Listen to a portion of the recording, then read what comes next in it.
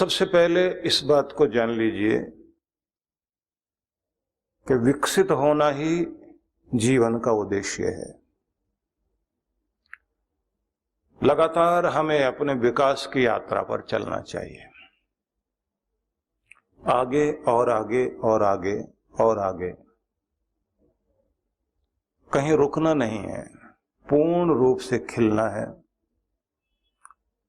और अगर खिलना चाहते हैं तो खिलने की भावना अपने अंदर लेकर आइए। मैं खिलना चाहता हूं किसी फूल की तरह, अपने आप को विकसित करना चाहता हूं। इसलिए आपको इस बात का ध्यान रखना पड़ेगा कि आप मुरझाने के लिए दुनिया में नहीं हैं। मुरझाने की चारों तरफ परिस्थितियां होती हैं, चारों तरफ ऐसे कारण होते हैं जिनके कारण आप मुरझा जाते हैं। क्योंकि फूल की तरह से प्रत्येक कोई व्यक्ति सुकोमल भी होता है और छोटे से प्रहार से वो टूट भी सकता है। लेकिन पुष्प को प्रसून इसलिए कहा जाता है कि वह कांटों पर सोता है। कमाल की बात तो यह है कि प्रत्येक स्थिति के बीच भी खिलता है। बस वही एक बात है कि आपको भी खिलना है, विकसित होने के लिए दुनिया में हो।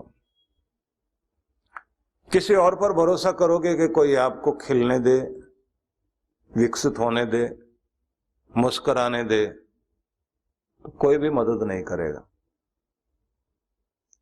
इसलिए आपको स्वयं ही कोशिश करनी होगी कि आप अपने आनंद में जी सकें। मजे की बात यह है कि जैसे किसी फूल को खिलने के लिए उसकी जो जड़ें हैं उसमें पानी का संचार होना चाहिए, क्योंकि खिलने के लिए जरूरी चीज है कि जड़ों में जो कुछ डाला जा रहा है, अगर उसमें पानी पहुंच रहा है, उसमें खाद पहुंच रहा है, तो खिलने की स्थिति रहेगी। तो आपको भी ये सोचना होगा कि आपकी जड़ें कहाँ हैं और आपका पानी क्या है, आपकी खाद क्या है, जिसके कारण आप खिल सकते हैं, जिसके कारण आप मुस्कुरा सकते हैं, जिसके कारण आप विकसित हो सकते हैं। क्योंकि बाहर से कोई भी कोशिश करें बात नहीं बनेगी, बात भीतर से बनेगी। ज्यादातर हम लोग बाहर की तरफ ज्यादा ध्यान देते हैं, बाहर से चमकाने में अपने आप को लगे रहते हैं, लेकिन हम वही दिखाई देते हैं जो कुछ हम भीतर हैं। कितना भी हम ढकें अपने आप को, थोड़ी देर के बाद हमारे भीतर वाला रूप बाहर आ जाता है। इसलिए मैं आप सबसे ये कहना चाहूंगा कि आप पहले अपनी जड़ों को ढूंढने की कोशिश कीजिए कि आपकी जड़ें क्या हैं। तो उस सब जड़ों में एक बात तो ये समझ लीजिए कि जैसा आपका चिंतन मनन है, जैसे आपके विचार हैं, उसी के अनुरूप आपकी चेष्टाएं होती हैं, आपके कर्म होते हैं, आपका व्यवहार होता है। जो कुछ अंदर हो जाते हैं उसके कारण बाहर आप दिखाई देने लगते हैं। किसी का बेटा अगर कोई गलत व्यवहार करता दिखाई देता है तो बहुत सारे माँ बाप दुखी होते हैं, ये ऐसा क्यों करता है। वो ये जानने की कोशिश नहीं करते कि इसके भीतर कुछ विचारों में गड़बड़ है, मस्तिष्क ऐसा हो गया इसलिए ऐसा करता है। तो उसको विचार देने वाले कोई लोग हैं, उसको खाद पानी देने वाले कोई लोग हैं, उसके मस्तिष्क को जिन्होंने ऐसा बदल दिया, तो इसलिए वो व्यवहार ऐसा कर रहा है। इसलिए आप ध्यान रख लीजिए कि जब आप जो कुछ आप अंदर हो जाते हैं वही आप बाहर होते हैं। हर प्रभाव का कोई ना कोई कारण है और हर कारण का कोई ना कोई प्रभाव है। इस बात को ध्यान में रख लीजिए। कोई भी प्रभाव आपको दिखाई देता है दुनिया में, उसका कोई कारण होता है। हर परिणाम का भी कोई कारण है और हर कारण का कोई ना कोई परिणाम होगा। काज एंड इफेक्ट का सिद्धांत दुनिया में काम करता है। कारण और उसका प्रभाव। इसलिए याद रख लीजिए कि जो कुछ भी कारण है वही उसका प्रभाव सामने आएगा। जो बीज है उसी के अनुरूप ही तो फल सामने आएगा। तो बीज है आपके विचार। आपके विचार अगर ठीक हैं तो यह ध्यान रख लीजिए, बाहर वही सब दिखाई देगा। हमारे विचारों को बदलने के लिए पूरी दुनिया में कार्य हो रहे हैं। आपका टीवी में चलने वाले प्रोग्राम आपके विचारों को बदलते हैं, आपकी राय बदलते हैं, आपके डिसीजन बदल देते हैं। आपकी राय को बदलने वाले लोग हैं, क्योंकि आपके विचार बदले जाते हैं तो आप बदल जाते हो। आपको क्या पहनना है वो भी प्रदर्शन किया जाएगा, राय दी जाएगी।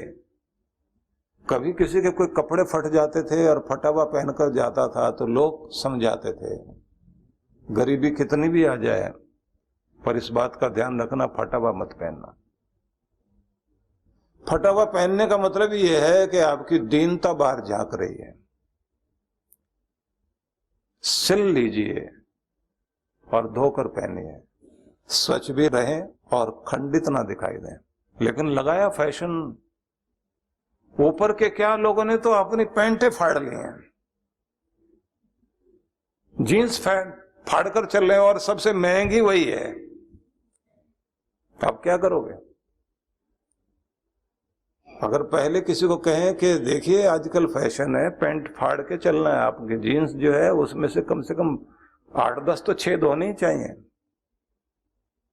और मजा तो तब है जब घुटने के पास से भी फटी हुई हो। और अगर कोई कहे कि सबसे महंगी वाली भी यही है, कोई पहले सुन लेता इस बात को, कोई लेता।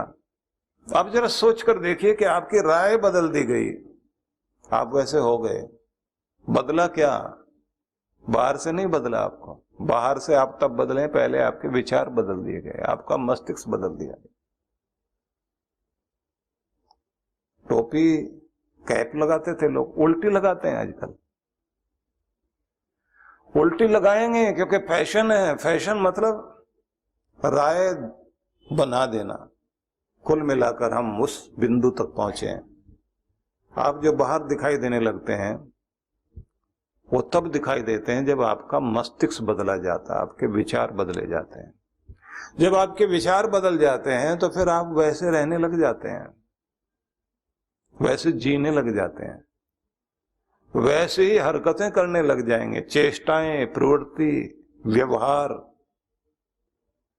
दृष्टिकोण आपका बदला जाता है। बदलने वाले लोग आपको पता भी नहीं लगता कौन कौन आपको बदल रहे हैं। अखबार से लेकर टीवी से लेकर सारे विज्ञापन, सोशल मीडिया, सब आपके पीछे पड़े हुए हैं। और बात यहीं तक नहीं है, आपको किसको चुनना है, किसको अपना राजा बनाना, किसको प्रधानमंत्री बनाना, किसको आप अपना शासक बनाएंगे, उसके लिए भी आपकी राय बदलने के लिए लोग लगे हुए होते हैं। बड़ा कुछ खर्च किया जाता है कि बस यही कल्याण कर सकता है। और कमाल ये होता है कि अगर आपकी राय कोई और हो तो उसका प्लस्तर उतारने की पूरी कोशिश होती है। वो आदमी ठीक नहीं, हम ज्यादा ठीक हैं। और कितने नीचे उतर आते हैं। किसी भी सम्मानित आदमी को चोर, डाकू, न जाने क्या क्या बोलेंगे। और लोगों के अंदर किस किस तरह की स्थितियां आती है। सार समझ लीजिए कि आपकी राय बदलने के लिए, आपका मस्तिष्क बदलने के लिए सारी चेष्टाएं होती हैं। बस उसी के अनुरूप आप भी चल पड़ते हैं। नवजीवन साधना। क्या नकारात्मक विचारों को मन में आने ही न दें? ये हमारे वश में है क्या? तनाव की जड़ें मन में उपजेंगी ही नहीं।